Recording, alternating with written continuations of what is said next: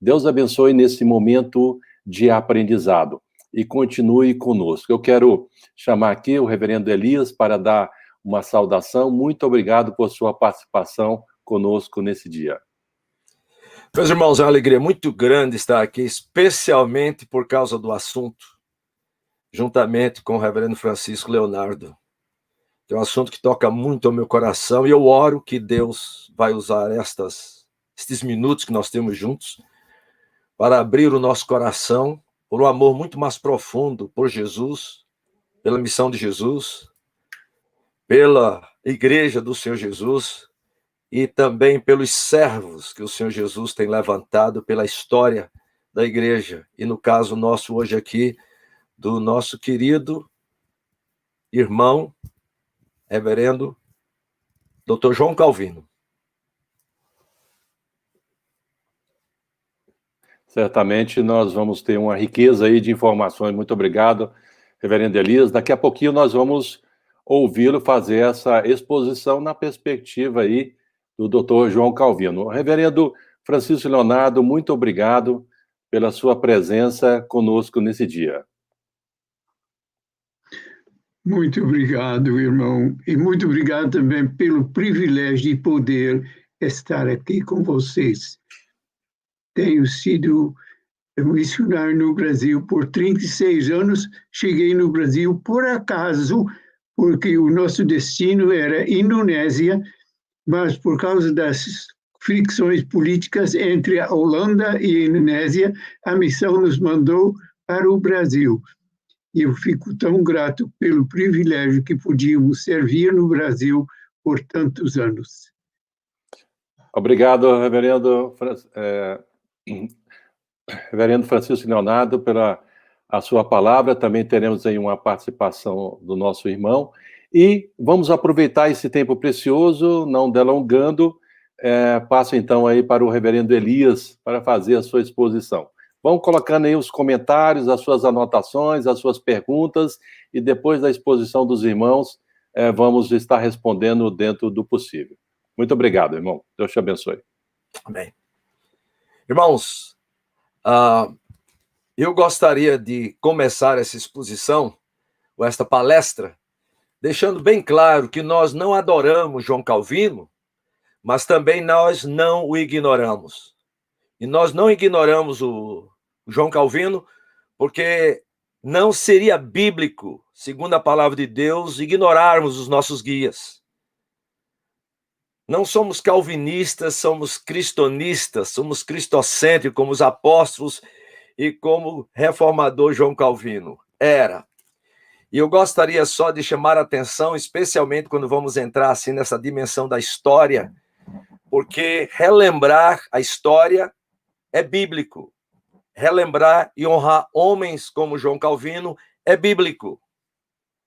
E não é que nós estudamos história simplesmente para evitarmos os erros passados, mas nós estudamos a história, especialmente a história da redenção, que está incluída em toda essa nossa peregrinação, não somente para evitarmos os erros, mas para repetirmos os acertos, aquilo que foi feito, aquilo que foi ensinado e que é embasado nas Escrituras Sagradas, é ver o movimento de Deus. E que o Senhor Jesus está interessado em que nós conheçamos a sua história desde antes da fundação do mundo, revelada nas Escrituras, e toda a sua história revelada nas Escrituras, e depois das Escrituras, sem dúvida nenhuma, está nas Escrituras Sagradas. Quando o Senhor Jesus disse que ele edificaria a sua igreja e as portas do inferno não prevaleceriam contra ela, quando nós estamos estudando a história da igreja, estamos estudando essa história da igreja que o Senhor Jesus está edificando e vendo como as portas do inferno não prevaleceram, nem vão prevalecer contra ela. Portanto, para nós, estudar a história da igreja é um momento sério.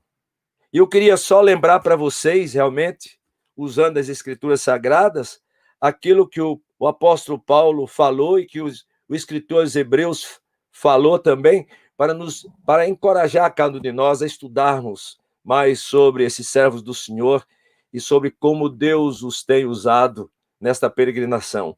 Em Filipenses capítulo 2, falando sobre Epafrodito, o apóstolo Paulo diz para a igreja dos Filipenses: recebei-o, pois, no Senhor com toda alegria e honrai sempre a homens como esse. E aqui nós incluímos não somente Epafrodito, mas gostaríamos de incluir também homens como João Calvino, como Lutero. E a propósito, e há uma razão, e há razões especiais para incluirmos estes nomes e estudarmos e lermos sobre ele.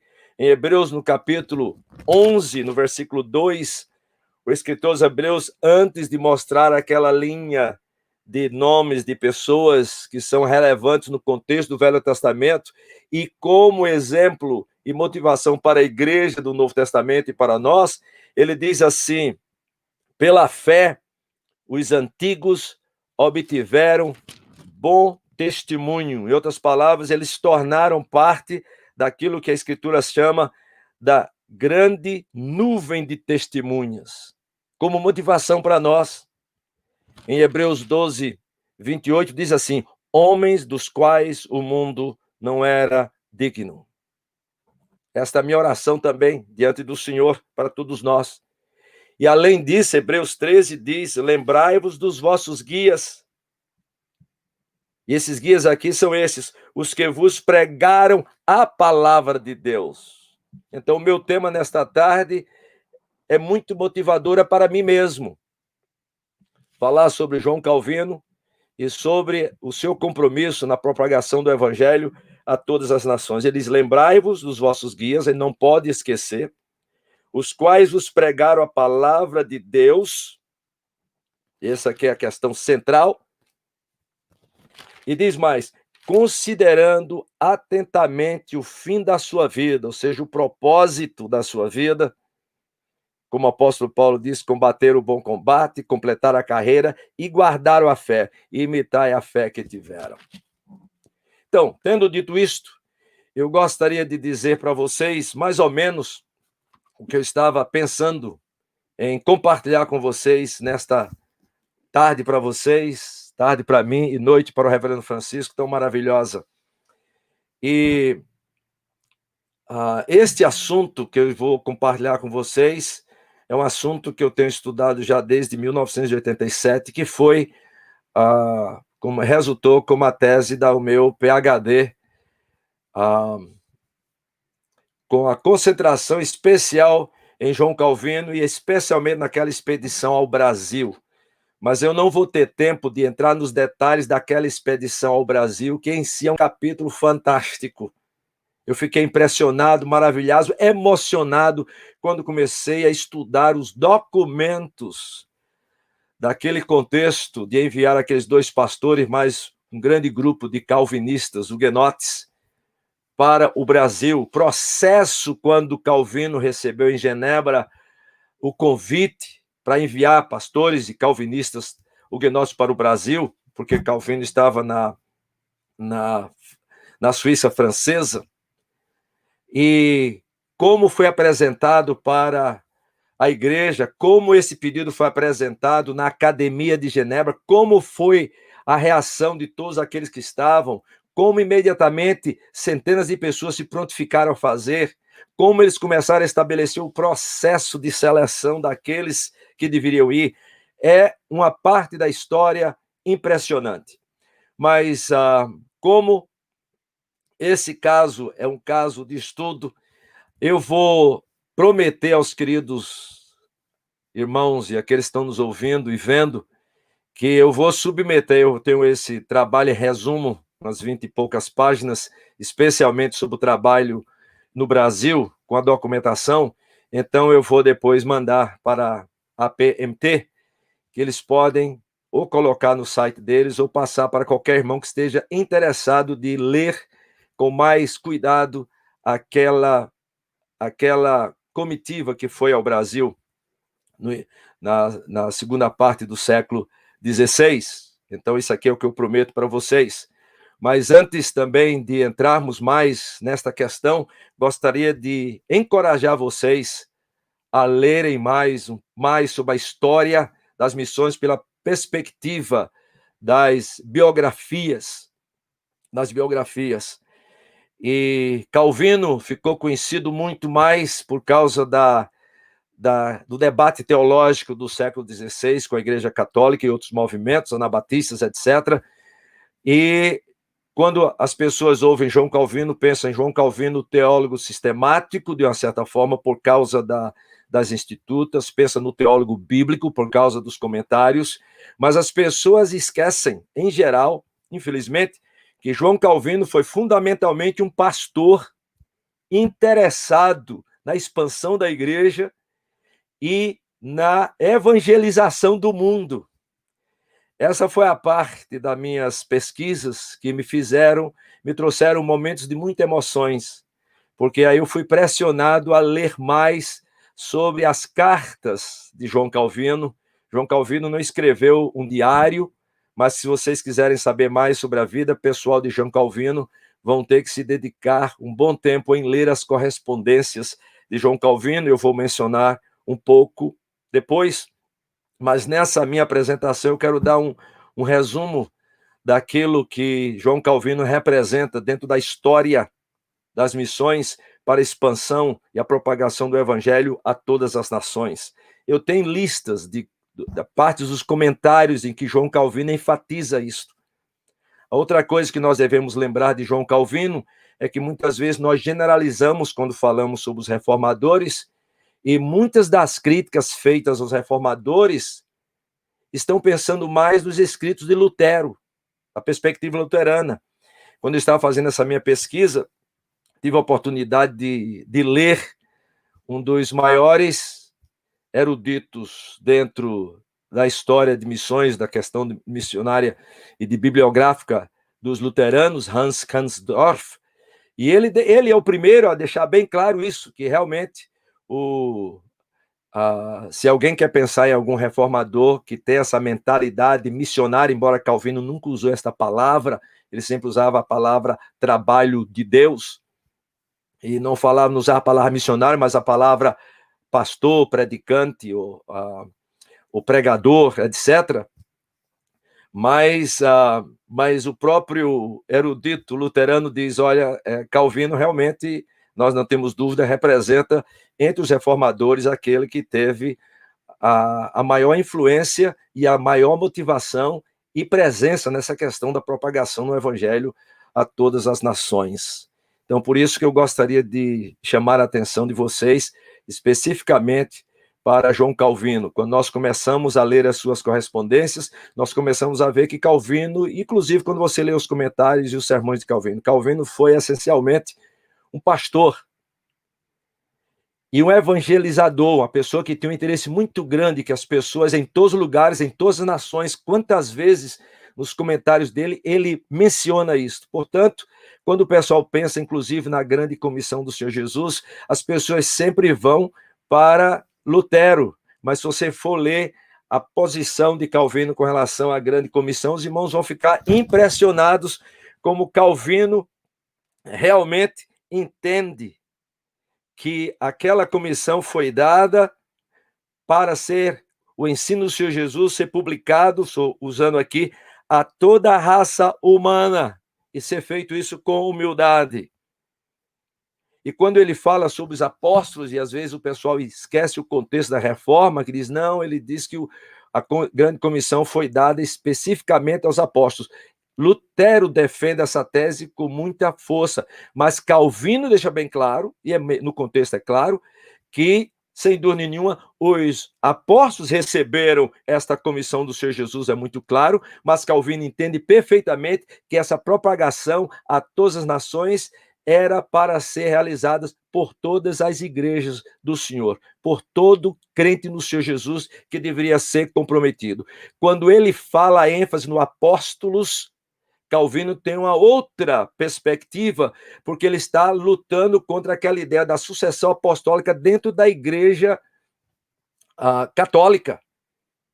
Então, ele quer jogar fora esta perspectiva de que os apóstolos, agora com a sucessão da igreja católica, é a igreja católica que tem esta única incumbência. É nesse sentido que a gente tem que entender. Outra, quando Calvino, muitas pessoas criticaram Calvino, especialmente Ralph Winter e Herbert Kane e outros historiadores, que rejeitou, diz eles, aquelas agências missionárias, aquelas ordens como a Igreja Católica tinha. O que eles esquecem é o seguinte: Calvino não rejeitou ordens por causa da Igreja Católica, por causa da sua posição com relação à Igreja Católica. Não era questão da eclesiologia dele, ele cria que essa é a obra da Igreja, é a obra da Igreja.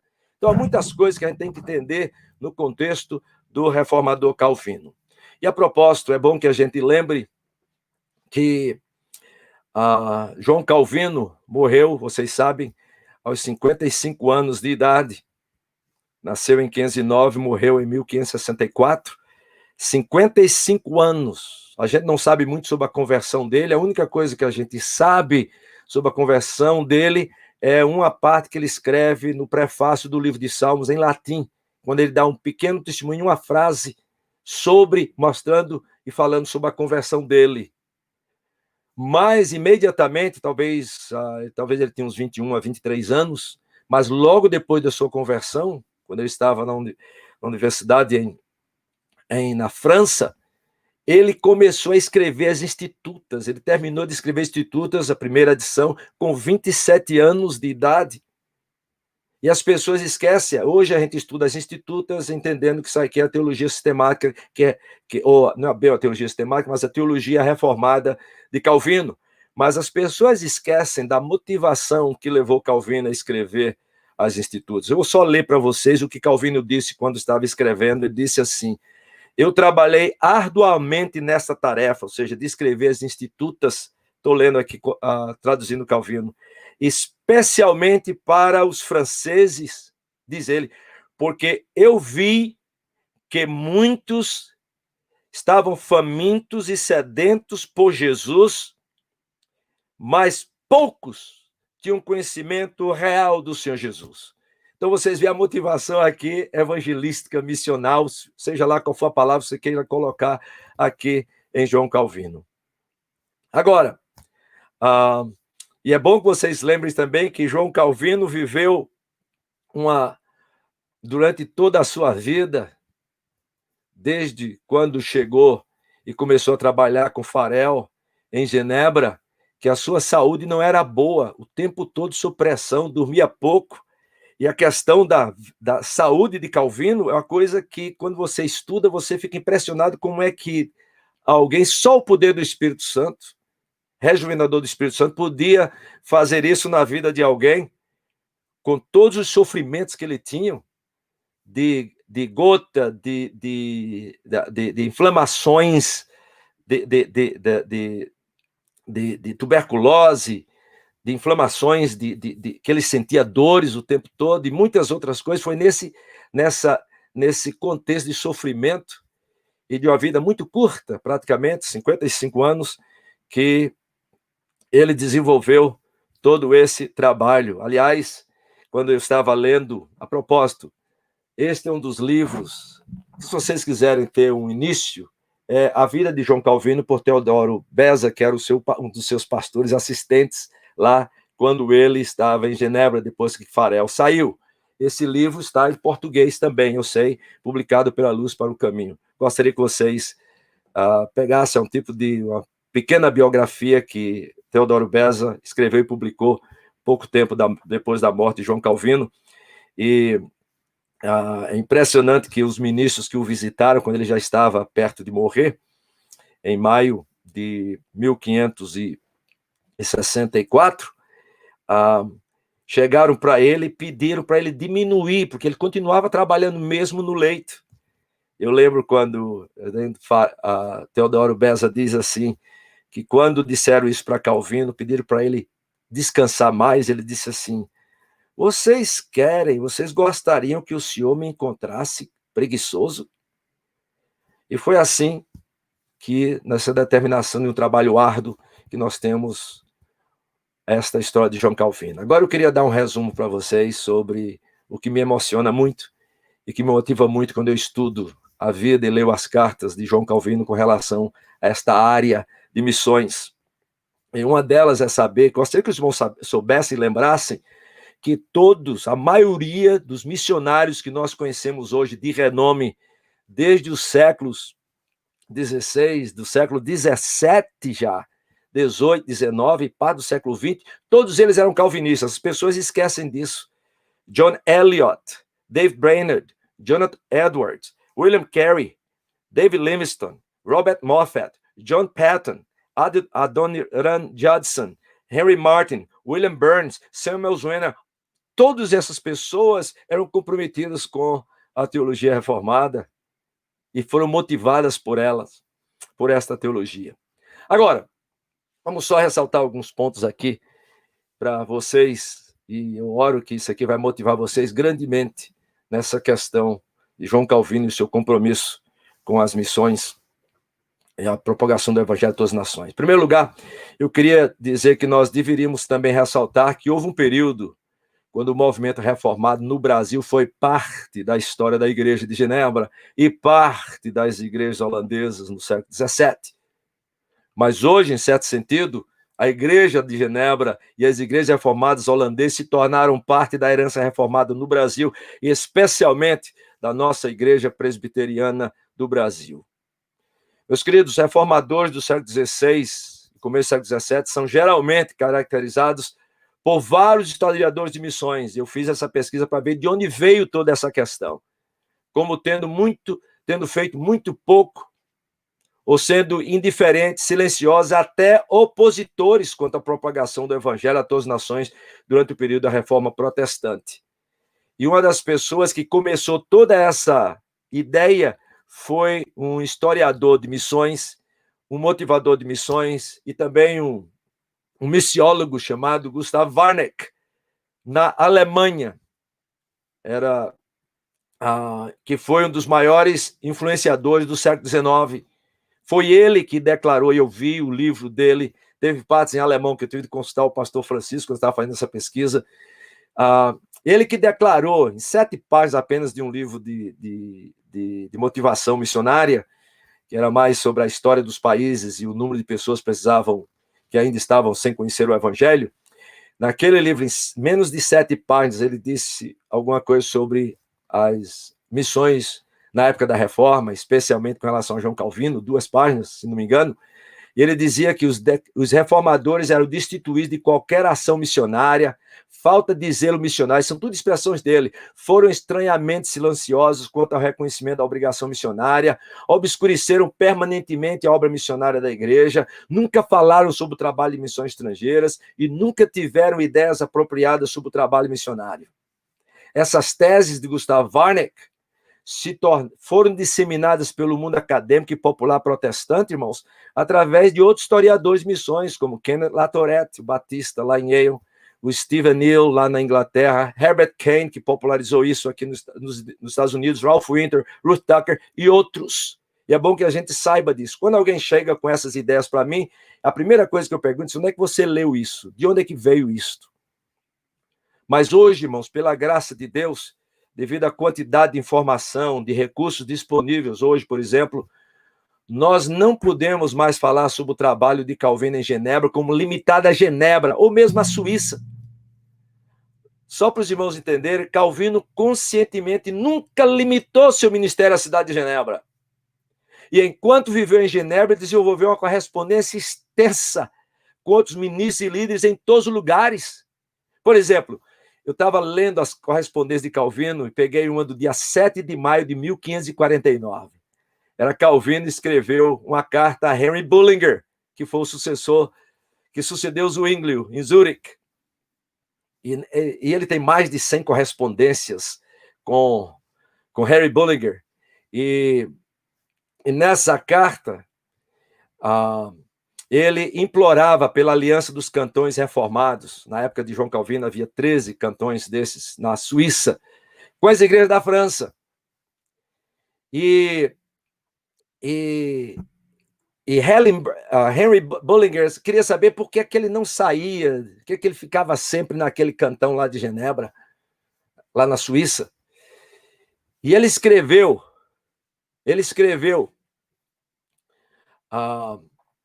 o seguinte, ele disse, se eu tivesse, citando Calvino, se eu estivesse interessado simplesmente em minha vida pessoal e interesses privados, eu deveria imediatamente me deslocar e viver noutro lugar. Aliás, lembra que ele pensou em fazer isso quando estava saindo da França por causa de perseguição, com 27 anos de idade, indo com a irmã, um irmão e mais 2 pessoas, pensando em ir para Estrasburgo, na Alemanha. Mas ele disse assim, a razão por que ele ficou em Genebra todos esses anos, disse, mas quando eu considero a importância deste recanto, Genebra, para a propagação do reino de Cristo, eu tenho boas razões para procurar intensivamente e ansiosamente cuidar e vigiar sobre este lugar, porque ele viu que Genebra estava se tornando um lugar estratégico não somente para a Suíça, mas, como os irmãos vão ver depois, para a França, para a Itália, para a Inglaterra, para a Europa em geral. Agora, queria que você lembrasse que estas cartas, quando eu estava lendo essas cartas de Calvino, essas cartas, irmão, não são tweets, não. Nem respostas tipo e-mails curtas, nem notas de Facebook. Estas cartas eram longas e carregadas teologicamente, biblicamente, politicamente, praticamente, e eram carregadas, liderando, glorificando a Deus, edificando a igreja, preocupadas com os perdidos do outro lado da rua como do outro lado do mundo. Nessas correspondências de Calvino, nós encontramos seu diário, suas emoções. Para mim, foi uma das fontes de estudo inesgotável, essas correspondências de Calvino, além dos seus comentários, sem dúvida nenhuma, de seus sermões, seus tratados teológicos, das atas que eu tive a oportunidade de ler do consistório em todo lugar, mencionando suas correspondências, os relatórios da Academia de Genebra, do registro da Companhia de Pastor de Genebra e assim por diante. Meus irmãos, essa imensidade de documentação precisa ser conhecida. Se, por exemplo, você fizer uma leitura cuidadosa de alguns desses documentos do século XVI de João Calvino, você se convenceria, e qualquer um que lê vai se convencer do compromisso e paixão que Calvino tinha para espalhar o evangelho no mundo todo. Infelizmente, parece-me que a maioria dos críticos de Calvino, e até nós mesmos, sobre esse assunto, não leram as obras e as correspondências de Calvino, e a maioria simplesmente apela para fontes, às vezes, secundárias ou terciárias, sem considerar seriamente as fontes primárias. Portanto, eu gostaria de dizer para vocês, e a propósito, estou esse documento para dar para vocês depois, que ninguém pode escrever ou falar sobre Calvino em Genebra como se fosse um fenômeno simplesmente localizado. O próprio John Knox, que passou uns 2 anos com ele lá, fugindo da Inglaterra, disse assim, John Knox, eu tenho essa documentação, descreveu Genebra de Calvino como a escola de Cristo mais perfeita que se pode ver na Terra desde os dias dos apóstolos. A influência de Calvino no século XVI foi sentida, meus irmãos, não somente em Genebra, nem na Suíça francesa, mas quando eu li as correspondências e as pessoas que estão sendo treinadas, enviadas, eu observei a influência de Calvino já naquela época, estava na Inglaterra, na Holanda, na Alemanha, na Espanha, em Portugal, na Hungria, na Polônia, na Tchecoslováquia, na Itália e até na América do Sul. Então, é bom que a gente entenda que quando vocês começam... Eu fico emocionado só em pensar nisto. E saber depois também da influência dos holandeses calvinistas no Brasil, no século XVII. Sem dúvida, o tempo de Calvino em Genebra representa um momento marcante, excitante, vibrante para a Igreja de Genebra. No contexto da companhia dos pastores, dos estudantes da Academia de Genebra, que foi fundada em 1559, e um dos pesquisadores que tive o privilégio de ler a tese dele, chamada Wilcox, demonstrou em sua tese de doutorado em Oxford, que quando João Calvino deu aquela série de palestras ou de lectures sobre os profetas do Velho Testamento, ele deu na escola, na Academia de Genebra, e foi endereçada a pessoas que viviam num contexto, irmãos, que hoje nós chamamos de labores missionários. E essas palestras têm que ser consideradas à luz desse contexto de motivação. Estas palestras analisadas, estudou e analisou Peter Wilcox, estudou e analisou a audiência a qual essas palestras foram endereçadas e ressaltou um fato histórico, o fato histórico que depois de 1559, e logo depois da recém-fundada Academia de Genebra, foi quando o fervor e as investidas evangelísticas estavam no auge de Genebra. Meus queridos, ao examinar os documentos, foi descoberto que realmente Calvino apresentou estas palestras para uma audiência bastante mista, que constava com estudantes, a maioria dos quais eram missionários, se a gente fosse categorizar hoje. Ministros também, muitos deles que eram missionários, esperando serem enviados novamente a outros lugares de Genebra, saindo de Genebra. E outros ouvintes que eram refugiados da França, e muitos deles que eram responsáveis por financiar o esforço desses missionários. E emissários das igrejas nascentes reformadas na França, que estavam visitando Genebra para negociar o envio de ministros para todos esses lugares.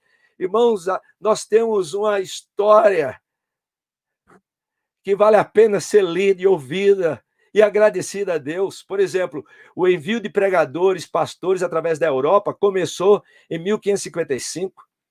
Mas a gente já sabe que em menos de 25 anos, entre a chegada de João Calvino a Genebra e até a explosão das guerras civis na França, que foram de 1562 a 1598, aquelas guerras entre os huguenotes e os católicos romanos,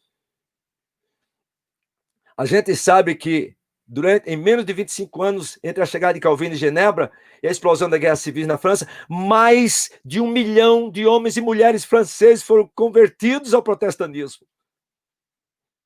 Eu estava lendo Alistair McGrath, chegaram a afirmar, irmãos, que nos momentos iniciais do ano de 1562, o número de consistórios, de conselhos de presbíteros diáconos na França tinha crescido para 1785. Ninguém ouve falar dessas coisas de João Calvino.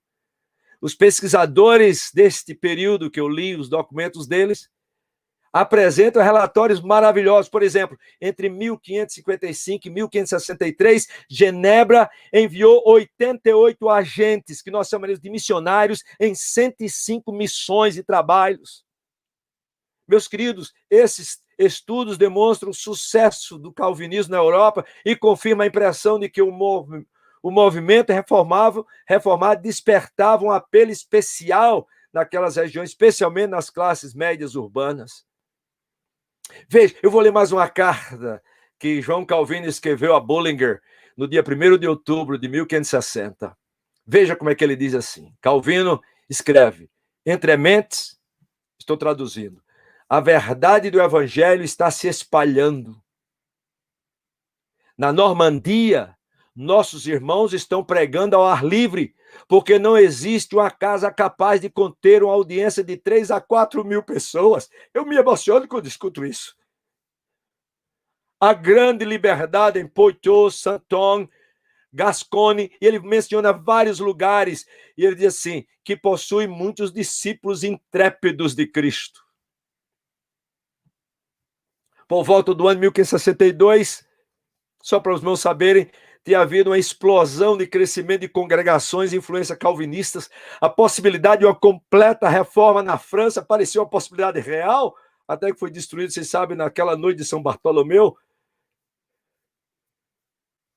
A França já tinha quase 20% contado como calvinistas, praticamente, protestantes. Agora, imagine se a reforma completa da França tivesse se tornado uma realidade. Eu, às vezes, imagino que talvez a França, e não a Grã-Bretanha, seria se tornado o grande celeiro de avião de agentes, de pastores huguenotes para a África, América do Norte, América do Sul e Ásia. Meus queridos, por volta de março de 1562, o Gaspar de Coligny, que a gente já ouviu falar, que deu apoio total para aquele grupo que veio ao Brasil, em 1557, Gaspar de Coligny, que teve muito correspondência a ele, a sua esposa, inclusive seu filho, com João Calvino, especialmente Gaspar de Coligny, que era muito amigo de João Calvino, que era também governador de uma das províncias e estado da França. Gaspar de Coligny preparou uma lista de igrejas huguenotes na França naquela época e enviou os números para Catarina de Médici. De acordo com a lista composta por ele, havia 2.150 igrejas huguenotes na França naquela época. E a gente entende que era difícil de verificar esses dados, que realmente poderia ser menos, Mas o fato é que havia um total de acima de 2 milhões dentro de uma população de 20 milhões de habitantes. E não nos esqueçamos, irmãos, que tudo estava acontecendo dentro de um contexto de muita perseguição. A propósito, o trabalho desses agentes, tanto na Europa e a propósito, iam para a Itália, para a Hungria, para outros lugares. Está bem documentado. Eu estava lendo, por exemplo, o Regis da Companhia, Associação dos Pastores de Genebra, no tempo de João Calvino, e fiquei impressionado com o número de pseudônimos que eles usavam por causa das perseguições, enviar pessoas para a Itália e para a França, especialmente. E quando eu leio, por exemplo, os primeiros pastores sendo comissionados pela companhia, diz assim, a ir pregar a palavra em resposta a um pedido feito por 3 irmãos. Esses pastores foram enviados para estabelecer os crentes fiéis, evangelizar os não crentes. Isso não era apenas o começo de um movimento crescente, irmãos, de treinamento e recrutamento e envio de obreiros por toda a Europa, mas especialmente na França, naquela época, os países contíguos. E a maioria desses obreiros foram enviados clandestinamente, como ministro da palavra para a França, Itália e outros lugares. Quando o Calvino começou a enviar esse pessoal para a França, mandou clandestinamente. O concílio da cidade de Genebra não sabia, até que o rei da França disse, está havendo um certo movimento clandestino aqui na França. Aí foi quando o Calvino resolveu falar para o concílio de Genebra, do que eles estavam fazendo já há 2 anos, porque aconteceu um problema meio político grave de relacionamento internacional. Eu estava lendo e percebendo que, por exemplo, alguém já tinha feito um estudo naquela companhia de pastores de Genebra e registraram 88 nomes de tais homens que foram enviados de Genebra entre 1555, quando foi considerado ok, ou sem perigo de registrar os nomes, em 1562, quando as guerras religiosas começaram na França, por causa do início dessa guerra, eles resolveram suspender as atas com os nomes de tais irmãos, muitos dos quais estão sendo enviados para território francês. Mas havia muitos outros que nunca foram mencionados nas atas por questão de segurança. Quando a gente consulta outras fontes, as cartas por Emílio Calvino, as atas dos consistórios, dos presbíteros, etc., a gente conclui que em 1561 Genebra enviou mais de 142 pregadores. Nunca se viu isso, nem uma igreja que vocês estão pensando. Em outras palavras, depois de tudo que eu vi, li, eu tenho que concordar com Joe Bick. Joe Bick estava corretíssimo quando ele disse uma visão negativa sobre o evangelismo de Calvino é resultado de uma falta... Primeiro, uma falta de estudos escritos de Calvino antes de apresentar tais conclusões. Segundo, uma falta de entendimento sobre o ponto de vista de Calvino sobre evangelismo dentro do próprio contexto histórico. E terceiro, noções doutrinárias preconcebidas sobre Calvino e sua teologia nos seus próprios estudos. Alguns críticos levianamente afirmam que a doutrina de Calvino sobre a eleição virtualmente nega, paralisa o evangelismo. Gustav Warneck colocou isso, que não poderia haver uma teologia bíblica de missões, a teoria de missões de João Calvino, por causa da posição da doutrina da predestinação. A propósito, já naquela época, no final da segunda parte do século XIX, quando Gustav Warneck colocou isso, vários pastores reformados já tinham escrito, combatendo essa posição de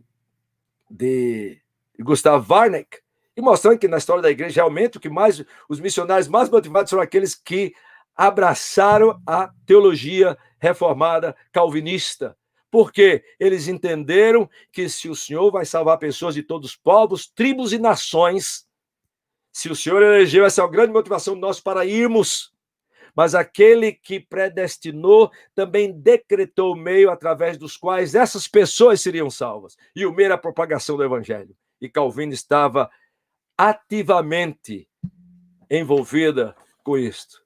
A propósito, se alguém depois quiser as citações que você encontra nos comentários dele sobre esta necessidade de espalhar a doutrina da salvação indiscriminadamente, o inglês agora não está ajudando, para todos, a ordem que ele diz, por exemplo, dos apóstolos também, e nossa, de levar esta mensagem de vida eterna a todas as regiões da terra, a toda a raça humana, a todo o globo, a todas as nações. Isso são tudo linguagens, irmãos, que nós encontramos nos comentários de Calvino. Infelizmente, as pessoas se esquecem. Mas nós tivemos outro movimento fantástico, e eu vou parar por aqui, que é mais dois grandes exemplos da importância da reforma para as missões, especialmente dos reformadores calvinistas, que foram, sendo o João Calvino e todo esse movimento. Eu já disse, vou mandar para vocês esse trabalho sobre esse envio, como ele foi recebido, esse convite lá em Genebra, como foi preparado, como foram escolhidas as pessoas, como foram recomendadas, e foi muito rápido todo esse processo de enviar aquele grupo para o Brasil. Mas o outro, segundo momento na história nossa, é quando das missões holandesas, naquele período do século XVII. E o nó de rodapé, e agora eu gostaria de passar a palavra para o reverendo Francisco Leonardo, que vai nos falar sobre essas missões holandesas no Brasil. A propósito, só para vocês saberem também que nem sempre as missões acompanharam a colonização. Por exemplo, quando Will Carey foi para a Índia, ele teve que assumir uma cidadania dinamarquesa para se livre da perseguição dos próprios líderes ingleses e continuar a obra na Índia. Do contrário, ele seria expulso da Índia. Então, ele não podia expulsar porque ele se tornou cidadão dinamarquês na época, que também era parte, tinha influência lá na Índia. Então, com muita alegria, gostaria de passar a palavra para o meu sogro, o reverendo Francisco Leonardo.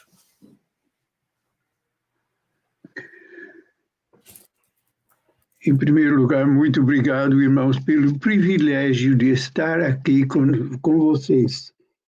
Eu só quero lembrar, primeiramente, uma palavra que o apóstolo Paulo escreveu aos Tessalonicenses e que foi lembrado no presbitério do Recife em 1637, falando sobre a santificação dos obreiros de Cristo. O mesmo Deus da paz vos santifique em tudo, e o vosso espírito, alma e corpo sejam conservados íntegros e irrepreensíveis na vinda do nosso Senhor Jesus Cristo. Fiel é o que vos chama, o qual também o fará. Sobre o Brasil holandês, de fato, foi acaso que eu comecei a estudar quando chegamos no Recife, no seminário. Um estudante me perguntou: Pastor Francisco, o senhor sabe dizer alguma coisa sobre Maurício de Nassau? Bom, eu disse, eu sei que foi governador aqui, mas pelo resto eu não sei muito. Então foi como se fosse uma sugestão que eu tivesse de estudar esse assunto, reconhecendo que é uma parte da história da Igreja Presbiteriana do Brasil, uma parte da nossa história brasileira. Embora que os holandeses chegaram aqui no Brasil, foi também quase por coincidência, porque foi uma parte da guerra de 80 anos, em que a Espanha queria esmagar a Holanda, inclusive os crentes naquele país, onde a reforma tinha crescido muito. Então, quando chegaram os holandeses aqui no Brasil, em 1630, era para, e como eles diziam, fechar as veias do rei da Espanha, porque ele sugava o Brasil, ganhava muito dinheiro, então eles queriam fechar as veias para que ele não pudesse continuar essa luta contra a Espanha. O período foi curto, foram só 24 anos, vocês se lembram, 1630 até 54, e o período mais feliz foi quando o governo estava na mão do conde Maurício de Nassau, que era uma de linhagem de evangélicos, condes evangélicos no Brasil, aliás, na Alemanha, e o nome de Nassau era bem conhecido na Alemanha porque um deles, no século XIII, tinha sido até eleito como imperador da Alemanha. A população do Nordeste, que era a região do Brasil holandês, deve ter sido mais ou menos 90 mil naquela época, por volta de 1640. 30 mil de portugueses, 30 mil de africanos, escravos, geralmente, e o resto, 30 mil, eram os holandeses, os judeus e os índios, ou como eles diziam, os brasilianos, que eram 15 mil ou 16 mil.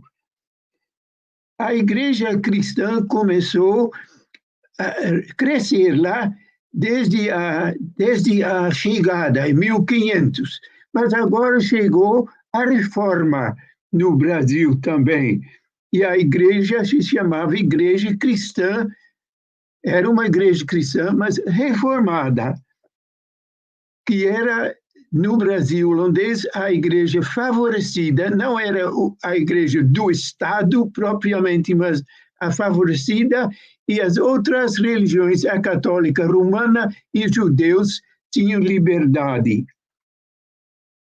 Sendo a igreja reformada, a igreja favorecida, ela podia fazer também propaganda, etc. E quantos obreiros e qual era o tamanho que ela chegou?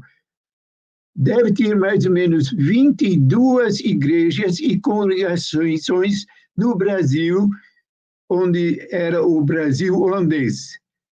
E tantas igrejas foi necessário dividir o presbitério de Pernambuco em dois. Era o presbitério de Pernambuco no sul, incluindo Alagoas, e o presbitério de Paraíba para o norte, incluindo até uma certa altura Maranhão. 22 igrejas. E os obreiros, quantos obreiros têm tido durante esses anos? A gente pode calcular mais ou menos, porque podia ter tido mais, pelo menos tem 50 pastores. E ainda por cima 90 consoladores. É um nome interessante e muito bonito. Era um tipo de evangelista que podia servir também como professor de escola, mas o nome dele era Consolador. E como é bom quando pensamos como nós, missionários, como consoladores. É a consolação de Cristo que podemos levar aos outros. Que privilégio de ser consoladores, paracletinhos. Romanos 1:12. Agora, nesta época, tendo tantas igrejas, você perguntaria também quantos templos eles construíram? Só um templo, porque chegando aí já tinha templos e não era necessário nada de fazer outros templos. Aqueles templos passaram por uma reforma, simplesmente. Foram limpos, né? Foram tirados as coisas que não precisam, não devia estar num templo para a glória de Deus. E então foi somente um templo que foi construído. E foi, por acaso, o templo construído pelo próprio Nassau, provavelmente era o Templo Gallicum, ou o templo francês. Agora, pensando naquilo que o Elias acabou de dizer sobre a visão missionária, de fato, a igreja tinha uma visão missionária, e também a companhia que fundou propriamente o Brasil holandês, porque nas atas do início sempre se frisam também que é para, em primeiro lugar, espalhar o Evangelho de Deus. Agora, no Brasil, o holandês tinha uma porção de etnias. Em primeiro lugar, claro, os moradores antigos, que eram os indígenas, os que eles chamavam de brasilianos, não brasileiros, mas os índios, para o holandês, eram um brasiliano, reconhecendo que eram os primeiros moradores no Brasil. Os holandeses, então, podiam ser também holandeses e franceses e ingleses, outros alemães, etc., mas eles deviam alcançar esses holandeses também. E muitas vezes esses holandeses já tinham sido batizados na Europa. Agora, temos no livro de batismo da Igreja do Recife, temos a menção de um menista. E o menista, podíamos dizer, era o batista de ontem, porque ele era menonita. Na Holanda tinha vários menonitas e chegaram aqui também. E daí eles foram batizados. O trabalho entre os judeus era mais difícil, porque o que ocorre é que na Holanda os judeus já tinham muito mais liberdade. Tinha muitos judeus em Amsterdã, refugiados da perseguição na Espanha e em Portugal. Mas na Holanda, eles não precisavam esconder que eram judeus, até o primeiro sinagoga em Amsterdã foi construído em 1647. E até um dos príncipes foi visitá-lo para honrá-los. Então, chegando aqui, esses judeus tinham uma vantagem, porque eles tinham fugido de Portugal para a Holanda, e agora a Holanda ganhou uma parte do Brasil, onde a língua também era o português. Os judeus, sabendo disto, então pensaram, vamos mudar para o Brasil, e de fato ajudou, porque assim podiam servir de intermediários entre os portugueses e os holandeses, também ganhando dinheiro. Agora, no Brasil, tem também muitos judeus, porque tinham fugido por causa da perseguição na Espanha e Portugal. Mas quando chegou o governo holandês, o domínio holandês, eles não precisavam mais se esconder. Podiam deixar de ser cristãos novos, como eram chamados, cristãos novos, e confessaram abertamente a sua religião e abriram uma sinagoga no Recife. Até tinha 3 sinagogas, aliás, 4, 2 no Brasil, no Recife, outra em Paraíba e outra em Penedo, no Rio São Francisco.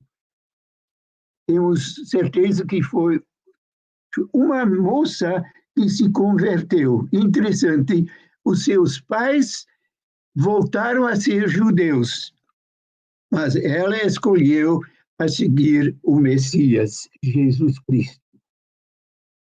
Agora, os africanos, como eram chamados, né, tinha muitos também, por causa da importação dos escravos. Tinham muitos, e muitos já tinham sido batizados pela Igreja Católica, forçosamente.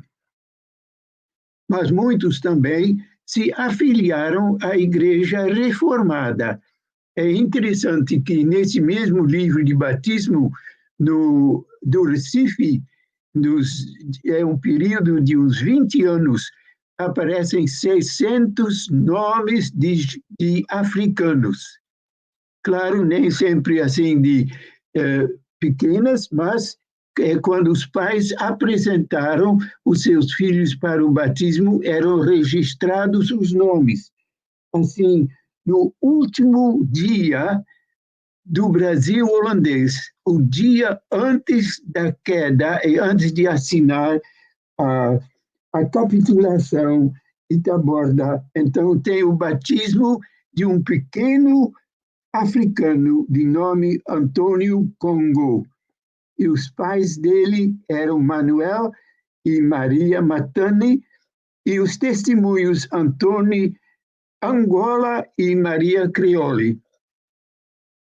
A gente perguntaria, eles simplesmente podiam levar o seu filho para serem batizados? Não, mas esses pais eram membros professos da Igreja Cristã Reformada, senão nunca podiam ser batizados os seus filhos.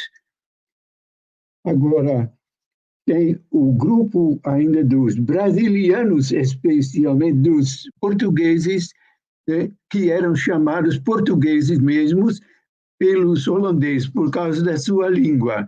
Mas eram os moradores que podiam ter morado aqui por muitas décadas já.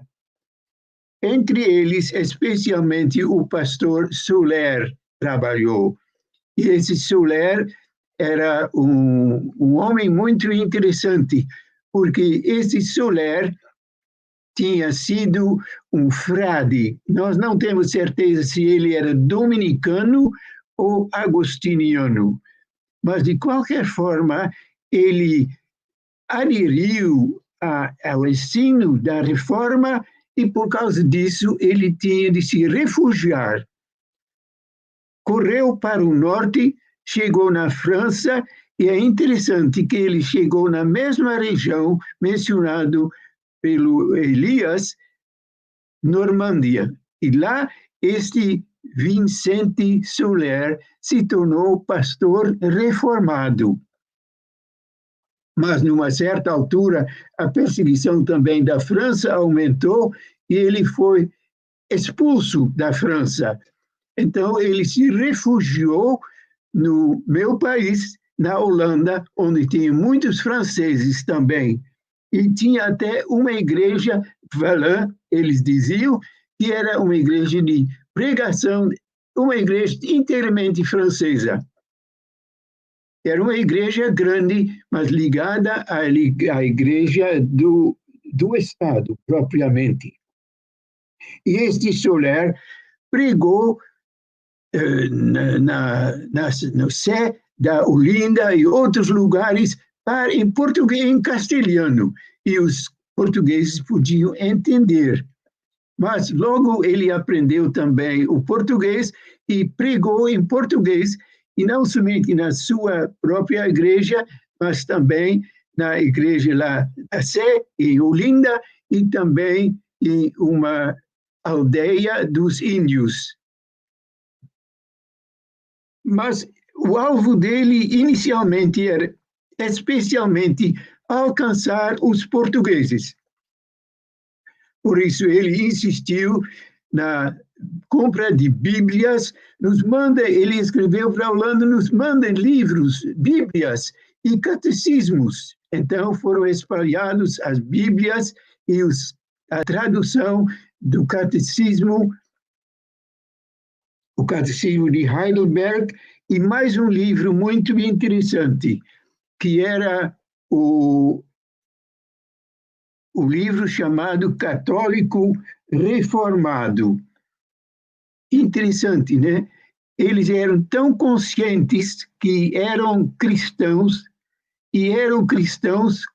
e por isso eles insistiram que podiam usar o nome católico, que quer dizer a Igreja Geral.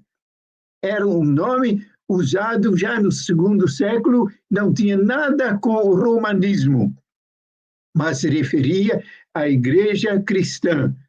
Por isso eles diziam, são os católicos reformados. E era especialmente o William Perkins que tinha escrito este livro. Mas também tinha um livro com o mesmo conteúdo quase, escrito por um Carrascón. E esse Carrascón era um nobre espanhol fugido que finalmente chegou na Inglaterra e lá escreveu o livro sob um pseudônimo, Carrascón. Até não dá para descobrir onde foi imprimido. Foi em Nodriza, mas não existe uma Nodriza, não tinha nada disso, era só para despistar os seus perseguidores. Católico Reformado. E esse nome vai aparecer depois, de novo, no finzinho. E por que teve poucos conversos entre os portugueses? Não por falta de esforço, mas os padres podiam ficar, eles não foram expulsos pelos holandeses. Somente, no final, os jesuítas, por causa das implicações políticas. Mas os padres podiam trabalhar, os padres até podiam aplicar as penas de alguém que queria ouvir uma pregação reformada, penas espirituais, mas também financeiras e até, às vezes, físicas. Então, por isso, era muito pouco, mas vários nomes conhecemos, um deles era o Calabar, e ele escolheu o lado holandês e da Igreja Reformada simplesmente porque ele achou que seria melhor para o nosso Brasil. Agora, o grupo especial que queremos focalizar hoje são os brasilianos, quer dizer, os índios. O próprio Warneck também disse que, então, os holandeses não fizeram nada na evangelização.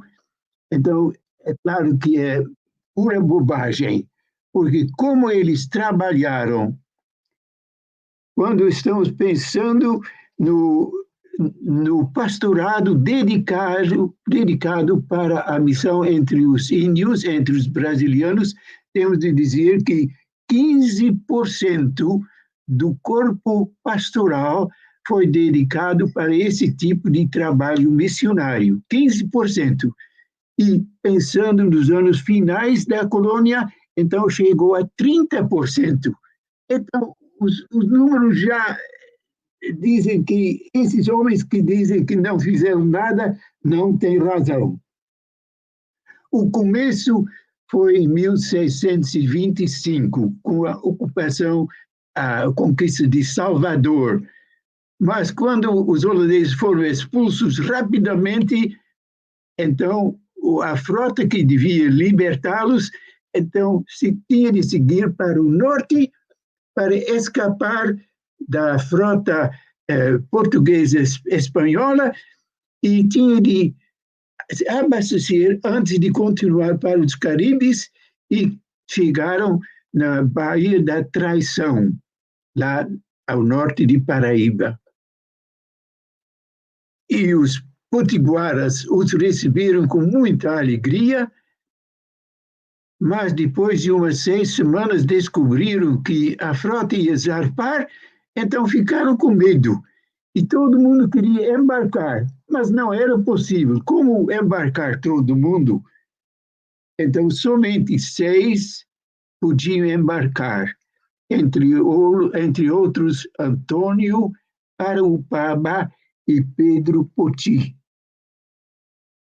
Esses 6 foram levados para a Holanda. Lá eles aprenderam holandês e a Companhia das Índias Ocidentais, que governava no Brasil, então queria prepará-los para serem línguas. Assim eles chamavam os tradutores, para serem línguas para os índios. Então, quando em 1630 a Holanda ocupou o Nordeste, eles também vieram para servir como línguas. Mas eles sentiram também, os holandeses sentiram que eles deviam dedicar pastores integralmente a esse trabalho entre os índios.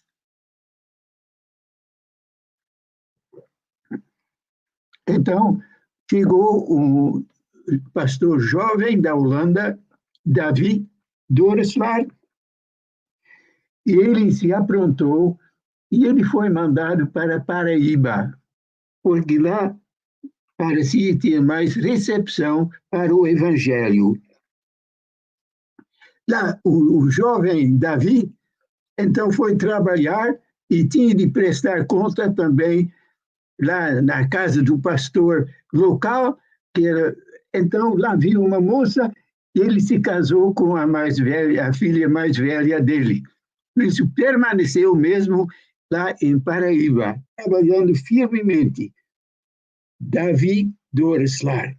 E ele era holandês, mas o corpo pastoral era muito misto no Brasil, porque entre os brasileiros trabalharam, então, um holandês, 2 ingleses, 2 franceses, eu acho que 2 alemães também, e o resto era holandês. Mas já pensou? Todos eles se esforçando dentro do Evangelho para levar o Evangelho a esses brasileiros. Que bênção! Agora, sobre o alemão, eu não vou dizer nada no momento, somente isso, e você vai se encontrar com ele naquela história de Cunhaú. E quando você nunca leu, você devia procurar As Lágrimas de Cunhaú, porque esse pastor foi caluniado para ser instrumental também, assim, naquela matança, que não era verdade, mas é que ele tinha sido enviado pelo governo no Recife para Cunhaú, para acalmar a matança, para acalmar a velocidade dos índios, porque os índios tapuias queriam matar os portugueses, porque eles tinham reconhecido ou eram os portugueses ou eles. Quando Sirinhaém foi ocupado pelos portugueses em 1645, eles mataram todos os índios, inclusive mulheres e crianças. Apesar das promessas, eles se podiam sair salvos. Foi uma vingança dos tapuias. Agora, num momento eu vou falar sobre João Gonçalves, mas ele vai voltar. Como é que eles trabalharam entre os índios? O que eles fizeram? Você devia entender que esses índios litorâneos, em geral, já tinham sido evangelizados pelos padres católicos romanos. E já foram batizados também. A Igreja Católica Reformada holandesa reconhecia o batismo da Igreja Católica Romana. Então, não batizaram de novo. Mas o que eles fizeram? Para participar da Santa Ceia, tinha de fazer profissão de fé. E só depois de profissão de fé, podiam participar da ceia e podiam também batizar os seus próprios filhos. Claro, o instrumento principal era a pregação. E a pregação não era imediatamente na língua tupi, porque não conheciam, mas era em português, meio quebrado, mas funcionava. Soler conhecia melhor, mas esses outros conheciam assim mais ou menos inicialmente. Mas eles reconheceram que precisavam de também a Bíblia na sua língua dos índios, no tupi. Então começaram a traduzir trechos bíblicos, mas precisava também ensino bíblico mais sistemático. Então começaram a preparar um catecismo. E esse foi uma grande bênção. O Soler já tinha escrito um pequeno catecismo, mas Davi começou a ampliar e realmente conseguiu preparar um catecismo. Ele o apresentou ao presbitério e o presbitério estudou o catecismo e aprovou.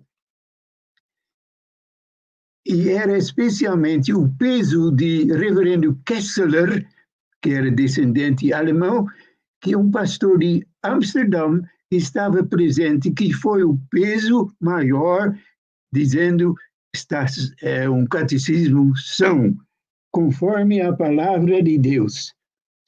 Agora, Davi ficou muito alegre e o presbitério aprovou. Ele escreveu ainda alguma coisa, anexou o que ele tinha preparado como um tipo de forma para o batismo e uma forma para a ceia. Anexou tudo e enviou para onde? Para ser imprimido, claro, para a Holanda. E ele tinha um elo especial, porque o nome dele era Davi, mas o sobrenome era Doorslaer. E era um nome conhecido na Holanda naquela época, porque Doorslaer, Abrão Doorslaer, era um pastor de peso na cidade de Enkhuizen, no norte da Holanda, onde também tinha uma câmara da Companhia das Índias Ocidentais. Também tinha até duas editoras, aliás, gráficas, podia dizer, lá em Enkhuizen. Então, Davi, precisando muito desse pequeno catecismo em tupi, mandou tudo para o pai dele. E o pai, que era um pastor influente na cidade, mas também influente na Câmara de Enkhuizen, da Companhia Ocidental, então logo deu o catecismo para ser imprimido, depois de fazer uma verificação se era possível, e quando tinha feito a impressão, ele mesmo corrigiu os erros. Nesta altura, a Igreja de Amsterdão tinha ouvido que um catecismo estava sendo imprimido em Enkhuizen. Daí a Igreja se levantou, porque não podia fazer uma coisa dessa, fazer um catecismo. Será que era um catecismo reformado mesmo? Então, começou aquela tensão entre as duas igrejas.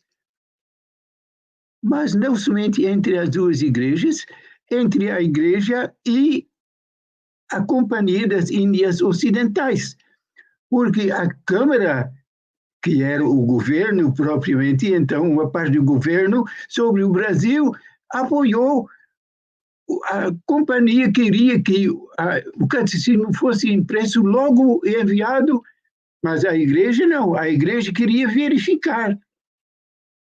E ainda tinha igrejas no interior da Holanda que há tempo estavam reclamando com a igreja lá de Amsterdão e da Holanda, então eles faziam tudo por si, todo o trabalho missionário. Eles queriam também a palavra nesse assunto. E não se esqueça, também era um nome muito conhecido, era Voetius, que tinha muito interesse na missão no Brasil.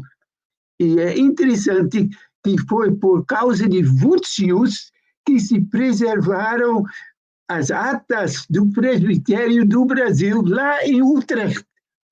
Senão, tinham se perdido a maior parte. Agora, aumentou a tensão entre as igrejas, a igreja na Holanda e o governo, a Companhia das Índias Ocidentais. Mas a companhia decidiu, está imprimido, vamos mandar logo. Daí eles mandaram, a igreja mandou uma carta também ao Brasil, dizendo, cuidado, viu, porque nem aprovamos ainda. E Amsterdão, a companhia, reconheceu que estava causando problemas, deve ter mandado também uma cartinha ao Recife para segurar esse catecismo que não tinha sido aprovado oficialmente pela Igreja. Então, quando chegaram esses pequenos opúsculos, o catecismo, não somente em tupi, mas tinha também a tradução em português e também em holandês, de 3 línguas, catecismo trilingüe. Chegou e foi entregue à igreja, mas com o pedido de não distribuir. Então, o catecismo foi parando no armazém da companhia, e quando em 1654, poucos dias antes da capitulação, foi verificado o que é que tinha no armazém, foi feito também uma lista, o que tinha, e além de Bíblias, etc., tinha quase 3.000 livrinhos desses, de certo, deste catecismo trilingüe. Eu menciono este caso da briga, da tensão, porque às vezes tem tensão entre obreiros e aqueles que os mandam. Cuidado, irmãos, às vezes são coisas insignificantes, como o reverendo Borges, lá em 1959, quando houve aquela reunião assim mundial das igrejas presbiterianas aqui no Brasil, por causa do centenário da igreja presbiteriana, ele disse: não devíamos perder a causa por causa de coisas. E, de fato, provavelmente teria sido melhor se eles não tivessem dito é uma publicação oficial. Podia ter sido, assim, um catecismo particular, como existiam outros catecismos na Holanda, sem ser usado oficialmente na igreja. Foi uma tensão, parcialmente por causa da pressa do próprio Davi, a pressa de pai Abrão e a pressa da companhia. Todo mundo com pressa. Se tivesse falado antes com calma, poderia ter evitado esse problema. E por causa desta briguinha entre o obreiro e a companhia, a igreja que enviou, então os brasileiros ficaram sem esse catecismo. E como eu tenho procurado, até tenho escrito para o Vaticano, quem sabe estaria um exemplar lá na biblioteca do Vaticano? Também não. O catecismo, onde está, eu espero que um dia apareça. O trabalho foi bem e, graças a Deus, os brasileiros cresceram na fé. Houve problemas, especialmente por causa de embriaguez, etc., mas a igreja cresceu. E também o que o governo queria mais, a fidelidade aos holandeses. Quando começou a guerra, a revolução, como eles ficaram tristes e se refugiaram ao redor dos castelos, das fortalezas, e tinha várias fortalezas que pareciam ser impugnáveis. Mas a revolta durou muito tempo. Começou em 1945 e somente em 1954 a colônia se rendeu aos portugueses de novo. Isto porque demorou tanto, principalmente porque os holandeses não queriam deixar os índios com que tinha feito um pacto. Era uma tentativa de preservar isto, mas, por fim, não conseguiram, porque a própria frota da holandesa, que estava no porto de Recife e também de Paraíba, tinha de voltar porque era perigoso. Os bichos estavam comendo e os navios estavam começando a fazer água, então tinha de voltar para a Holanda. O fim estava lá. O catecismo tupi escondido no armazém. E Pedro Poti, um dos líderes dos brasilianos, ficou preso. Quando ele ficou preso, não podia esperar nenhuma clemência. Foi torturado, ficou 6 meses num poço, e temos aqui um testemunho de Antônio Paraupaba. O Deus e Pai de toda misericórdia em vida e morte, que o havia trazido da escuridão para a luz, fortaleceu aquele junco frágil pensando na bebedeira de Pedro Pucci, transformando-o num pilar da fé. Pedro Pucci, um primeiro mártir da Igreja Católica Romana, não, Católica Reformada. Pedro Pucci.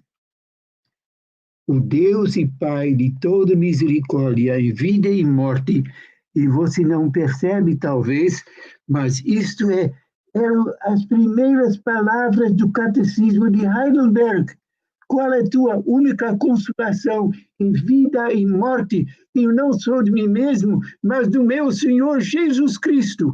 É que eu tinha de decorar como menino também. E lá no Brasil eles decoravam também. E Antônio Parubaba se lembrou desta consolação em vida e morte. Que bom de ser um consolador, irmão. Quando finalmente caiu o Brasil holandês, então o tratado foi que os índios, os brasilianos, seriam poupados. Mas a maior parte deles não acreditou na promessa dos portugueses, relembrando o que tinha acontecido em outros lugares, como Sirinhaém. Então, fugiram. Começaram a andar, porque não tinha caminhão nem nada. Fugiram a pé e com carroça 750 quilômetros para o oeste, para a Serra da Ipiapaba. E lá moravam os tabajaras, onde eles acharam um esconderijo. Aliás, quando você quer ler alguma coisa sobre essa história, aqui tem o livro da professora Jaqueline de Souza, A Primeira Igreja Protestante do Brasil, falando sobre a Igreja Reformada Potiguara, 1625 até 1692. E você diria, por que 1692? A capitulação não foi em 1654, de fato, mas o que ocorreu? Eu me comovi. Quero dizer, francamente, quando eu li esse documento, um documento de 1692 do Arquivo de Ultramarino de Lisboa. E lá disse que naquele ano foi preso no Recife, na cadeia do Recife, o homem chamado João Pregador, do Nhanduí. E Nhanduí era o líder lá dos índios selvagens do Rio Grande do Norte. Nhanduí, João Nhanduí, João Pregador, esse título soa tão reformado, porque eram pregadores. Eu sou, na Holanda, sou um predicante, um pregador, em vez de um reverendo. Pregador. João Nhanduí, 1692, 40 anos depois, preso lá no Rio Grande do Norte. A gente não sabe o que aconteceu, como chegou lá, quem é ele. Para mim, ele era um dos consoladores, que tinha esse nome muito bonito, especialmente nessas horas difíceis da Igreja Reformada no Brasil, a Igreja Brasiliana. A gente não sabe.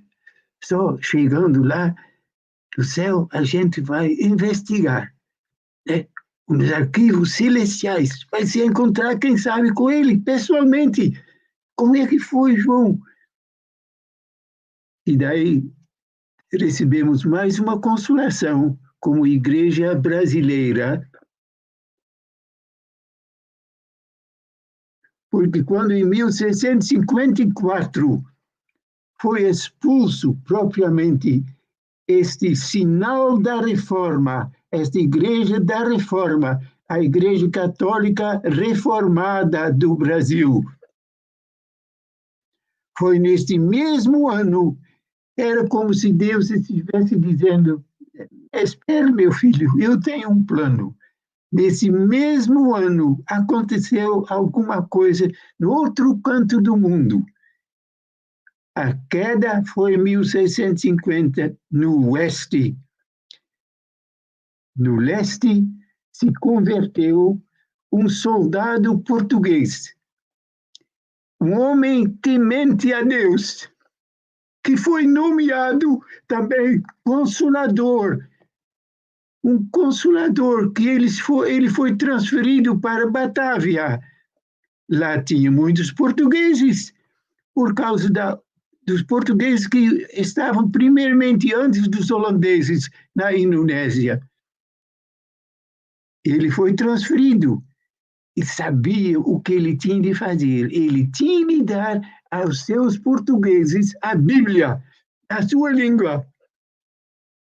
E o nome desse rapaz, desse consolador, que foi feito consolador no ano 1654, foi João Ferreira de Almeida. Louvado seja Deus. Deus abençoe, irmão. Tchau. Muito obrigado aqui pela exposição do reverendo Elias e também do reverendo Francisco Leonardo. Que riqueza da história, que riqueza dessas informações que nós temos recebido nesse momento. Eu fico pensando que a gente passaria aqui muitas horas ouvindo cada um deles, né? Na verdade, cada um dos conteúdos se torna uma aula que pode demorar aí a horas e horas e talvez alguns dias, né? Muito obrigado pela participação, reverendo Leonardo. Eu sei que na Holanda já está um horário um pouco avançado, o irmão pode ficar livre. E eu gostaria de convidar o reverendo Elias, que fez a nossa primeira exposição, algo que eu anotei aqui, reverendo Elias, que eu achei muito rico também na sua exposição, até anotei aqui que a influência da reforma nos leva para as escrituras. Uhum. E elas nos impulsionam ao envio de missionários para compartilhar essas verdades. E dentro do seu conteúdo, dentre muitas riquezas das informações que nós ouvimos nessa live, baseado um pouco do que eu acabei de falar, mostra que o irmão citou que a verdade do evangelho está se espalhando, né? Até citando sobre algum desses reformadores, né? Falando também sobre os obreiros clandestinos, uhum. Sobre a Genebra, que envia mais de 100 pregadores. Então, os reformadores não simplesmente nos levaram para as escrituras, mas nos levaram também a uma reflexão de que a verdade das escrituras, do conhecimento de Deus, nos impulsiona a compartilhar esse conhecimento. Não é isso mesmo? Olha, se você examinar, por exemplo, os comentários de Calvino, há duas coisas que chamam a atenção imediatamente, é que não pode haver, na perspectiva de Calvino, não vai haver expansão do evangelho sem um evangelho baseado nas escrituras. Uhum. Então, quando, por exemplo, Calvino analisa Atos 2, por exemplo, 42, 47, 42 em diante, ele diz, aqui estão as marcas da igreja. E ele entende que quando você chega no versículo final do capítulo 2, que diz, enquanto isso acrescentava o seu dia a dia os que iam sendo salvos, a questão é a seguinte, enquanto isso o quê? Enquanto eles se dedicavam na doutrina dos apóstolos, enquanto eles se dedicavam na oração, enquanto eles se dedicavam na comunhão, enquanto eles se dedicavam na adoração, enquanto eles se dedicavam na evangelização, o Senhor acrescentava. Então, a questão de Calvino é o seguinte, se alguém pode fazer uma crítica a Calvino com relação a missionários, que ele não usava esse termo, mas é a mesma coisa de você procurar o termo e-mail na época de Calvino, não vai encontrar. Mas não quer dizer que eles não se correspondiam. Exatamente. certo? Então a palavra missionário não está lá, mas a palavra, por exemplo, obreiro, a palavra ministro, está lá. Se alguma crítica alguém poderia fazer a Calvino, é o fato que Calvino entendia que as pessoas a serem enviadas tinham que ser ordenadas pelo ministério da palavra. Porque o objetivo deles era, como o apóstolo Paulo, ensinar, pregar, fazer discípulos. Ele fala isso muito claramente. Então, por isso que é nos ministros. Outras pessoas foram enviadas para Calvino? Foram. Para o Brasil foram enviadas 14 mais pessoas, inclusive com famílias que eram autossustentáveis, mas aqueles pastores iam ser sustentados pelo grupo lá no Brasil. Sabe outra coisa? Duas coisas, rapidamente, eu sei que é muita coisa, mas duas coisas que me impressionam imediatamente com a questão de Calvino é que eles recomendavam que fossem famílias e levassem as crianças, tivessem crianças, sabe por quê? E também pessoas solteiras, mas eles diziam para levar as crianças, por quê? Porque as crianças iriam ter a habilidade de se comunicar e aprender a língua mais rapidamente do que os mais velhos. Então a ideia é as crianças podiam alcançar as crianças. Exatamente. Pensando na próxima geração, né? Perfeitamente.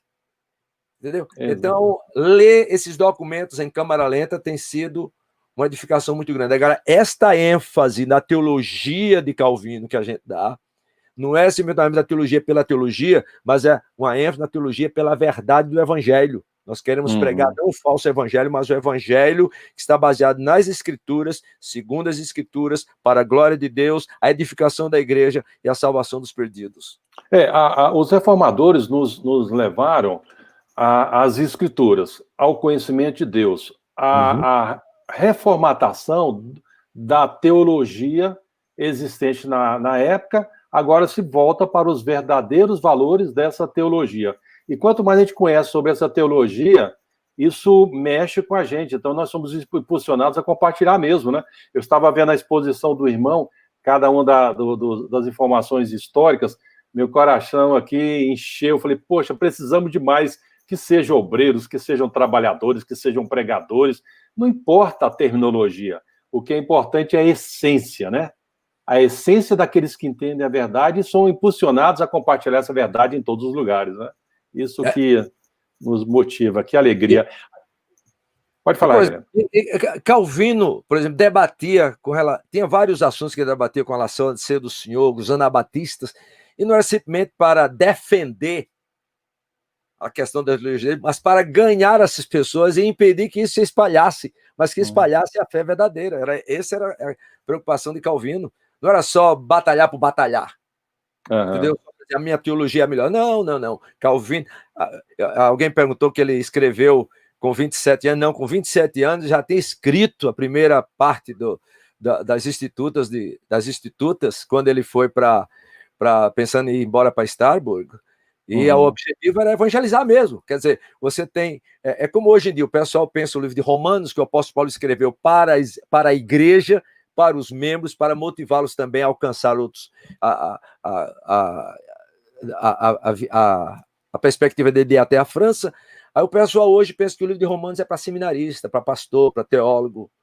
Não, irmão, a gente tem que... Então, Calvino não escreveu simplesmente para teólogos. Aliás, só uma coisa, quando eu estava lendo as cartas, teve uma parte lá que alguém criticou Calvino, porque Calvino estava treinando o pessoal muito rapidamente. Ele treinou alguém e ordenou com menos de 2 anos. Alguém assim não pode, mas a necessidade do campo era tão grande que Calvino fazia isso, quer dizer, tinha pessoas sendo treinadas e sendo ordenadas com menos de 2 anos. Foi até criticado Calvino por causa disso.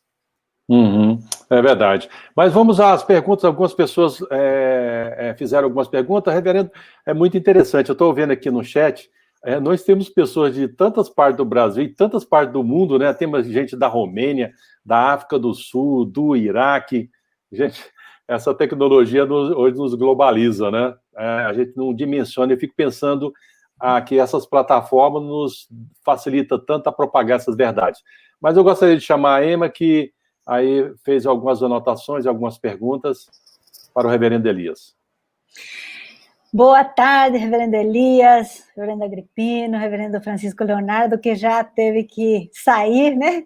Mas que tarde maravilhosa, queridos irmãos, que tarde maravilhosa, edificante. E nós temos aqui, ficamos com várias perguntas, talvez, ou só um gostinho de quero mais, de querer aprender, conhecer um pouquinho mais esse lado missionário, visionário do João Calvino, né? Mas eu queria te fazer uma pergunta, talvez uma orientação, um conselho, né? O que nós podemos fazer, nós que estamos aqui, mais de 70 pessoas aqui ainda querendo conhecer, ouvir a sua resposta, né? O que nós poderíamos fazer para que possamos propagar essa visão missionária de Calvino? Olha, quando eu leio, por exemplo, Calvino sobre a vida cristã, por exemplo, eu creio que há várias coisas em Calvino que me impressionam. Uma, se a gente pudesse fazer uma implicação daquilo que Calvino fala e daquilo que Calvino vive, uma é que sem uma crescente intimidade com Deus, através da meditação da palavra e da oração e da adoração, essa motivação não vai existir. Porque quanto mais você se torna íntimo com Deus através do Senhor Jesus e experimenta, mesmo em meio às dificuldades, o gozo da salvação, a paz, e isso vai lhe motivar. Essa foi a razão que levou Calvino, em primeiro lugar, de escrever, já aos 27 anos, as Institutas, porque ele viu que há pessoas que não conheciam sobre o Senhor Jesus, especialmente entre seus próprios conterrâneos na França. E aí ele escreveu aquilo para trazer com profundidade, porque o conhecimento do povo era muito raso. Por exemplo, hoje em dia as pessoas não evangelizam e dizem para mim que eles não compartilham o evangelho porque eles não sabem como. As palavras, eles querem uma metodologia, achando que a ignorância é metodológica. Calvino não entendia dessa maneira. Calvino achava que era ignorância doutrinária. E ignorância doutrinária, o pessoal não sabe o que falar sobre Jesus, não sabe o que crer sobre Jesus. Então você tem um problema muito sério. Então, para mim, Calvino sempre me pressiona para os meus de graças. Para os meus de graças. Ensinar a Bíblia para o povo, ensinar a ler a Bíblia, interpretar. Em câmara lenta. Câmara lenta. Experimentando a iluminação do Espírito Santo de Deus. Graças a Deus. Muito obrigada, pastor Elias, pela tarde maravilhosa que nós tivemos. Obrigado também ao pastor Francisco Leonardo, que esteve aqui conosco. E nós já estamos terminando. Hoje esticamos um pouquinho mais o nosso tempo, porque não tinha como a gente não aproveitar esta riqueza destes servos de Deus que trouxeram tanta edificação para nós, né? Mas nós queremos convidar você para estar conosco de novo no próximo sábado. Nós vamos continuar com a nossa conferência e também nós temos toda quarta-feira também nossos entrevistados, os nossos missionários que estão aí também para a gente conhecer um pouquinho mais deles no nosso canal do Instagram. Você pode seguir a gente no nosso Instagram, APMT-IPB. E aí você vai conhecer um pouquinho mais dos nossos missionários para poder se envolver com eles também. Deus abençoe muito você. Esta programação está gravada, você pode assistir, pode compartilhar depois com outras pessoas que não puderam estar aqui conosco hoje, e também no podcast Missionando. Você pode ir em todas as plataformas de podcast mais usada, você pode procurar lá APMT IPB, segue a gente também, você vai ter preciosidades também para compartilhar e ter um crescimento espiritual, tudo aquilo que vai te motivar e você vai te levar às Escrituras, a uma melhor compreensão das Escrituras. Deus te abençoe, até o próximo sábado. Agradeço muito aí a todos que estiveram participando, agradeço a Emma, o Kleber, que nos deram o suporte, e em especial quero destacar a nossa gratidão através da APMT ao reverendo Francisco Leonardo, reverendo Elias Medeiros, que deu uma contribuição riquíssima nesse dia.